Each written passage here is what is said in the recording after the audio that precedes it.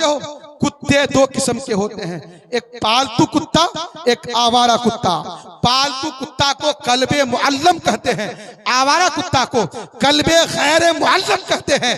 दो किस्म का कुत्ता हो गया, यानी एक कुत्ता वो है जिसको आपने साधा, एक कुत्ता वो है जिसको आपने सिखाया। ये कुत्ता को अगर सिखा दें तो उसका मामला अलग हो जाए, यानी आवारा कुत्ता में और पालतू कुत्ता में तब डिफरेंट हो जाए, तमीज हो जाए। और सुनो तमीज, हुजूर काजी सीमांचल की मौजूदगी में आपके सामने अर्ज कर रहा हूं, दोनों कुत्ते में बड़ा फर्क है। अगर आवारा कुत्ता आपकी हलाल मुर्गी को, आपके किसी हलाल परिंदे को, हलाल जानवर को उस आवारा कुत्ता ने अगर अपने मुंह में पकड़ा और पकड़कर दबा लिया, बिस्मिल्लाह अल्लाहु अकबर कहने से पहले पहले अगर मुर्गी मर गई, वो बकरी मर गई, वो जानवर मर गया, वो परिंदा मर गया, तो फक़हा फरमाते हैं कि चूंकि आवारा कुत्ता के मुंह में मरा है, उसका खाना आपके लिए हराम है। और वही कुत्ता अगर पालतू हो, सादा हुआ हो, सीखा हुआ हो, अगर वो कुत्ता किसी हलाल जानवर को पकड़ लिया, आपने बिस्मिल्लाह अल्लाहु अकबर कहकर छोड़ा और वो उस कुत्ते ने मुर्गी को पकड़ा, अपने मुंह में पकड़कर ला रहा है, लाते लाते रास्ते में मुर्गी कुत्ते के मुंह में मर गई। ये भी मुर्गी कुत्ते के मुंह में मरी है, लेकिन चूंकि कुत्ता पालतू है इसलिए इसका खाना हलाल। बताओ मुसलमानों, कुत्ता ये भी, कुत्ता वो भी, एक आवारा कुत्ता, एक पालतू कुत्ता, अगर आवारा कुत्ता के मुंह में मरे खाना हराम और पालतू कुत्ता के मुंह में मरे खाना हलाल। समझ में आ गया? ए मुसलमानों, अगर कुत्ता सिखाया जाए, कुत्ता साधा जाए, उसकी तरबियत की जाए तो उसके मुंह का मरा हुआ हलाल हो। मक्की फरमाते हैं, एक दिन मक्का शरीफ के कब्रिस्तान से हम्माद मक्की का गुजर होता है और जैसे ही गुजरते हैं तो एक कब्रिस्तान में, मक्का शरीफ के कब्रिस्तान में खड़े हो जाते हैं, कुरान मजीद की आयतों को पढ़ना शुरू कर देते हैं और जब पढ़ते पढ़ते आंखें लग जाती है, आलमे ख्वाब में हैं। और जब ख्वाब में हैं उन्होंने क्या देखा कि सारे मुर्दे अपनी अपनी कब्रों को छोड़कर लाइन से खड़े हैं। हम्माद मक्की कहते हैं, ए कब्र वालों, तुम्हारा क्या हाल है, तुम्हारी क्या शान है, तुम सब मुर्दे अपनी कब्रों को छोड़कर लाइन से क्यों खड़े हो? क्या क़यामत आ गई? क्या हश्र कायम हो गया? क्या हश्र कायम हो गया? क्या क़यामत आ गई? उन मुर्दों ने कहा, ए खाल हम्माद मक्की, क़यामत नहीं आई है, हश्र कायम नहीं हुआ है। पिछले साल हमारे कब्रिस्तान में से अल्लाह का एक नेक बंदा गुजरा था और उसने खड़े होकर हमारे कब्रिस्तान में 3 बार सूरह इखलास, कुल हुवल्लाहु अहद, अल्लाहुस समद, लम यलिद वलम यूलद वलम यकुल लहू कुफुवन अहद 3 बार पढ़कर उसका सवाब हम कब्र वालों को उसका नजराना पेश किया था। अल्लाह तबारक व तआला ने उस बंदे मोमिन के 3 बार सूरह इखलास पढ़ने को ऐसा कबूल किया, ऐसा कबूल किया, इतना सवाब अता किया। साल बीत गए हैं, उसका सवाब हम लाइन लग करके बांट रहे हैं, उसको तकसीम कर रहे हैं। साल बीत गए लेकिन उसका सवाब आज तक खत्म नहीं हुआ। सुभान अल्लाह, सुभान अल्लाह, बेशक माशाअल्लाह। 3 बार सूरह इखलास पढ़ने का इतना सवाब, साल भर से वो सवाब बट रहा है लेकिन सवाब खत्म नहीं हुआ। आप क्या समझते हो? आप हुफ्फाज़े कुरान को हिकारत की निगाह से देखते हो? आओ मेडिकल बोर्ड से पूछते हैं, ए मेडिकल बोर्ड, ए मेडिकल साइंस के लोगों, तुम्हें अपने कामों पर, अपनी फनकारी पर, अपने रिसर्च पर बड़ा नाज है, बहुत घमंड है, लेकिन बताओ तो सही, इंसान की खाल में तकलीफ ज्यादा है या इंसान के गोश्त में तकलीफ ज्यादा है? मेडिकल बोर्ड कहता है इंसान की खाल में तकलीफ ज्यादा है, गोश्त में तकलीफ कम है। हमने मेडिकल बोर्ड से पूछा, ए मेडिकल के लोगों, तुम लोगों ने ये कितने दिनों में रिसर्च किया तो मेडिकल साइंस वाले कहते हैं 100 साल की मुद्दत, एक सेंचुरी लग गई, 100 साल लग गए। 100 साल के बाद हमको पता चला इंसान की खाल में तकलीफ ज्यादा है, गोश्त में तकलीफ कम है।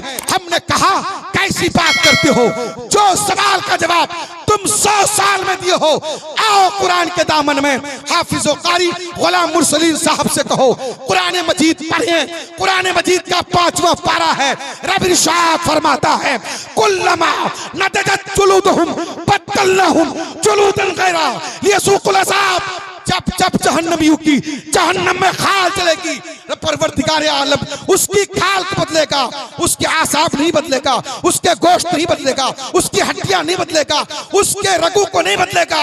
हमने अर्ज किया है मौला उसकी हड्डियों को क्यों नहीं बदलेगा, गोश्त क्यों नहीं बदलेगा, खाल क्यों बदलेगा? रब इरशाद फरमाता है लियज़ूकुल अज़ाब, ताकि वह अज़ाब चखे। यानी कुरान कह रहा है यानी उसकी खाल में तकलीफ ज्यादा है दूसरे जिस्म के आज़ा के मुनासिबत। नारे तकबीर, नारे रिसालत, मसलके आला हज़रत इस्लाह माशरा कॉन्फ्रेंस हज़रत गाजी अरमान साहब मिसबाही। नारे तकबीर, सरजमीन मसनपुर, सरजमीन रंगामोटिया, नारे तकबीर, नारे रिसालत। आओ आप कुरान के दामन में कुरान पढ़ने वालों से रुजू करो। अल्लाह तबारक व तआला कुरान मजीद में इरशाद फरमाता है फीहे तिब्यानुल लिकुल्लि शै। इस कुरान में हर चीज का बयान है, हर बीमारी का इलाज है। यह कुरान का एक सूरा है जिसका नाम सूरे फातिहा, और जानते हो उसी सूरा का नाम सूरे शिफा भी है। शिफा का मतलब क्या? यानी कोई बीमार आए और कोई हाफिज़े कुरान उसी सूरा को पढ़कर पानी पर तब करे और उस मरीज को दे दे, अल्लाह तबारक व तआला उसकी बरकत से मरीज को शिफाए कामिला अता फरमा देगा। बेशक सुभान अल्लाह, सुभान अल्लाह। कुरान मजीद का वो सूरा सूरे फातिहा, उसके 20 नाम, उन 20 नामों में एक नाम सूरे शिफा। मैं आपसे अर्ज करना चाहता हूँ आओ कुरान के दामन में। और एक बात मैं कहना चाहता हूँ हिंदुस्तान के गयूर मुसलमानों, आपको मालूम होना चाहिए कि आपके ताल्लुक से एक किताब लिखी गई है हिंदुस्तान के मुसलमान के ताल्लुक से। 403 पेज पर 2006 में एक किताब पब्लिश हुई है जो हुकूमत ने किताब लिखवाई, जिसका सारा खर्चा हुकूमत उठाई। और वो खर्च इसलिए हुकूमत ने किया कि मुसलमानों का हाल मालूम करने। आज मुसलमानों के हाथ में कटोरा क्यों है? आज मुसलमान दबे क्यों हैं? आज मुसलमान कुचले क्यों हैं? आज मुसलमान परेशान क्यों हैं? आज मुसलमान नेताओं का झंडा उठाकर इनकलाब जिंदाबाद क्यों कह रहे हैं? क्या वजह है? क्या कमजोरी है? तो उस पर रिसर्च किया गया और इंडिया के चीफ जस्टिस ऑफ इंडिया यानी वो चीफ जस्टिस मिश्रा, जिसकी कमीशन बनाई गई, एक कमेटी बनाई गई और उसने मिलकर एक किताब तरतीब दी। और पूरी किताब का निचोड़ यह है हिंदुस्तान में मुसलमान कमजोर इसलिए है कि मुसलमान तालीम में पीछे है। और मुसलमान तालीम में किस लिए पीछे है? इसलिए कि मुसलमान गरीब है। पता ये चला जहां गरीबी होगी वहां जहलत होगी, जहां जहलत होगी वहां तंगदस्ती होगी। तुम चाहते हो अपने दरमियान से तंगदस्ती दूर करना, अपने दरमियान से गरीबी दूर करना, अपने दरमियान से मोहताजी दूर करना। आओ कुरान के दामन में कुरान पढ़ो। ये कुरान तुझे दुनिया की रुसवाई से बचाएगा, ये कुरान तुझे आखिरत की रुसवाई से बचाएगा। सुभान अल्लाह, सुभान अल्लाह, बेशक माशाअल्लाह। ये कुरान तुझे दुनिया और आखिरत की रुसवाई से बचाएगा। आपका इंतकाल हो जाए, अगर कोई इमाम साहब आपका जनाजा पढ़ाए तो आपसे एक रिश्ता है उस इमाम साहब का, रिश्ता ईमानी। लेकिन अगर आपका बेटा हाफिज कुरान हो, अगर आपका बेटा आलिम कुरान हो और वो बेटा जब आपका जनाजा पढ़ाएगा तो वहां 2 रिश्ते हैं। एक रिश्ता रिश्ता ईमानी है, एक रिश्ता बाप बेटे का है।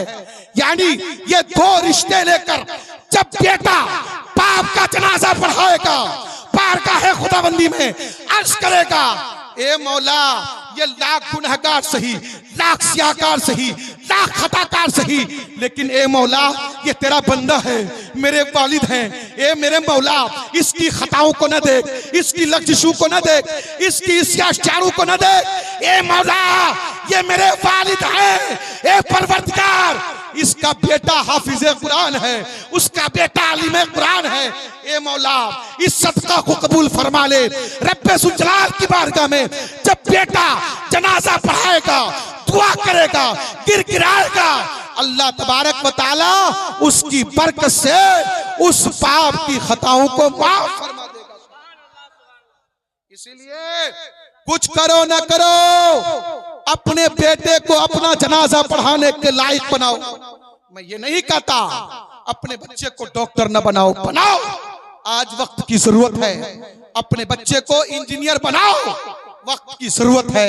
आईएएस बनाओ, आईपीएस बनाओ, वक्त की जरूरत है। लेकिन अपने बच्चे को सबसे पहले मुसलमान बना दो। अपने बच्चे के दिल में इश्क मुस्तफा उतार दो, उसकी घुट्टियों में पिला दो, ताकि दुनिया में जहां जहां जाए वहां वहां कामयाब रहे। कोई दुश्मनान इस्लाम उसका दीन चुरा ना सके। अजीजाने मिल्लत इस्लामिया, आज लोग ये सोचते हैं ये दुनिया का इल्म, ये दीन का इल्म, ये दुनिया का इल्म, इसको डिवाइड करते हैं। जो लोग दीन पढ़ते हैं वो दुनिया से महरूम, जो दुनिया पढ़ते हैं वो दीन से महरूम। अजीजाने मिल्लत इस्लामिया, मुसलमान का तकाजा यह है, मुसलमान दुनिया में नवाजने आया है, मुसलमान दुनिया को बांटने आया है। अरे मुसलमान की शान यह है, दुनिया में सबसे पहली फैक्ट्री, पहला कारखाना जिस कौम ने बनाया उस कौम का नाम मुसलमान है। दुनिया में कोई कारखाना न था। 6ठी सदी हिजरी में सबसे पहले कारखाना बनाने वाला ये मुसलमान है। और मालूम है सबसे पहला कारखाना किस चीज का बना था? कागज साजी का। उससे पहले लोग दरख्त के पत्तों पर लिखते थे, उससे पहले लोग रेशम के खोल में लिखते थे, उससे पहले लोग दरख्त की खाल में लिखते थे। लेकिन दुनिया में मुसलमानों ने एहसान किया और सबसे पहले कागज बनाने की फैक्ट्री दुनिया को दिया। आज वही मुसलमान अपने असली चीज को भुला दिया, पढ़ना छोड़ दिया। इसके हाथों से फैक्ट्रियां चली गई, इसके हाथों से दौलत चली गई, इसके हाथों से हुकूमत चली गई, इसके हाथ में कटोरा आ गया। मैं पिछले 1 साल से देख रहा हूं ये सुरजापुरी लोग कभी बंबई में गिरते हैं, बिल्डिंग से मर जाते हैं, कभी नागपुर में, कभी कानपुर में, कभी कर्नाटक में, कभी कहीं भोपाल में वो गिरते हैं। और जब गिरते हैं वो लाश जब गिरती है उसके करीब में जब लोग पिलकते हैं, ये सुरजापुरी बोली बोलते हैं, पता चल जाता है हमारे इलाके का है, हमारा कोई भाई होगा, हमारा कोई चाचा होगा, कोई रिश्तेदार होगा, इस इलाके के लोग होंगे। कसम खुदा की मेरा कलेजा दहल जाता है, हमारे लोगों की जान चली जाती है। ये क्यों हुआ? इसलिए मुसलमानों ने अपने बच्चों को पढ़ाना छोड़ा, मुसलमानों ने अपने बच्चों को तालीम देना छोड़ा। जो कौम दुनिया को नवाजने आई थी आज वो कौम भिखारी बनकर घूम रही है। उसकी वजह यह है कि हमने पढ़ना छोड़ दिया। तुम चाहते हो इज्जत, तुम चाहते हो शोहरत, तुम कामयाबी चाहते हो, एक ही रास्ता है, पढ़ो, आगे बढ़ो। एक ही नारा देना पड़ेगा, आधी रोटी खाएंगे फिर भी अपने बच्चे को पढ़ाएंगे, कच्चा मकान में रहेंगे फिर भी अपने बच्चे को पढ़ाएंगे, फटा लिबास पहनकर जिंदगी गुजार लेंगे फिर भी अपने बच्चे को पढ़ाएंगे। इसलिए कि पढ़ाने में कामयाबी है। मालूम होना चाहिए मेडिकल साइंस जिस पर दुनिया को नाज है। आपको मालूम हो कि मेडिकल साइंस में सबसे पहले जिस साइंसदान ने किताब लिखी वो भी 1-2 किताब नहीं, 200 किताब लिखी। नादिर साहब कितनी किताब? 200 किताब।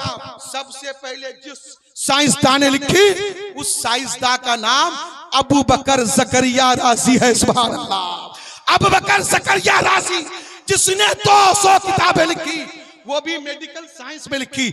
आज दुनिया कहती है ना मुसलमान के पास क्या है? अरे ए दुनिया के लोगों, दुनिया में मेडिकल साइंस में सबसे पहले लिखने वाला राइटर अबू बकर ज़करिया राज़ी हैं, जिनकी किताबों का तर्जमा अरबी से इंग्लिश में उसका अनुवाद किया गया, ट्रांसलेशन किया गया, तर्जमा किया गया।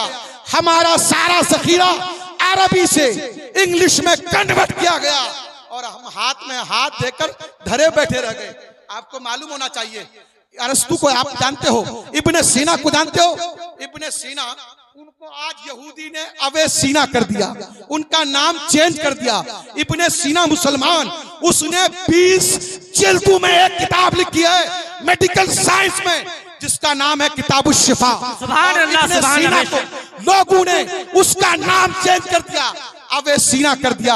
क्या मतलब? लोग सरफा कर रहे हैं, वो चाहते हैं इब्ने सीना बोलेंगे लोग समझेगा मुसलमान है, अवेसीना कह देंगे लोग समझेगा यहूदी है, अवेसीना कहेंगे लोग समझेंगे नसरानी है। तुम्हारी दौलत चोरी की जा रही है, तुम्हारी दौलत ऊपर टाकाजनी हो रही है, तुम हाथ पर हाथ धरकर बैठे हो। अज़ीज़ाने मिल्लत इस्लामिया, ये मौलाना कुतुबुद्दीन साहब अपना मदरसा चलाने के लिए, ये कारी गुलाम मुरसलीन साहब अपना मदरसा चलाने के लिए, ये मौलाना सनूबर साहब अपना मदरसा चलाने के लिए तुम्हारे सामने अगर दामन फैलाए तो ये मत समझो ये भिखारी है, ये मत समझो ये मोहताज है, बल्कि ये जो तुम्हारे सामने दामन फैलाते हैं तुम्हारे बच्चे की दुनिया आखिरत को संवारने की। सुभान अल्लाह। नारे तकबीर, नारे रिसालत, मसलके आला हज़रत इस्लाह माशरा कॉन्फ्रेंस, नारे तकबीर, नारे रिसालत। आप क्या समझते हो, हाफिज मिल्लत को कौन नहीं जानता?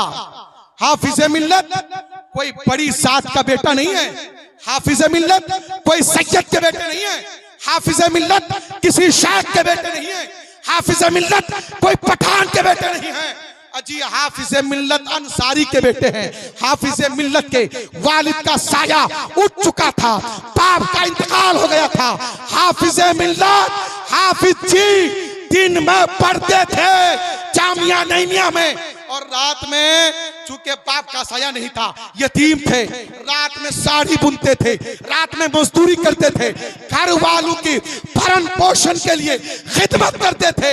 हाफिज मिल्लत को देखो जो दिन में पढ़ते रात में मजदूरी करते, उस हाफिज मिल्लत का नाम आज पूरी दुनिया अहले सुन्नत में फैल चुका है। सुभान अल्लाह, इसकी बरकत है, ये दीन की खिदमत की बरकत है। और जब हाफिज मिल्लत जब आलिम बनते हैं, हाफिज मिल्लत जब मुहद्दिस बनते हैं, तो वो दुनिया के खित्ते में उनका नाम चला जाता है। नारे तकबीर, नारे रिसालत, मसलके आला हज़रत मुफ्ती जुबैर आलम साहब किबला। सारे लोग खड़े हो जाएं। सरकार काजी शफियाना तभी बना मौलाना मोहम्मदिन जद्दिल हसन वल हुसैन बारिक व सल्लिम सल्लु अलैहि सलातुम व सलामन अलैका या रसूलल्लाह। एक आखिरी मिसाल देता हूं मैं आप हजरात को। आप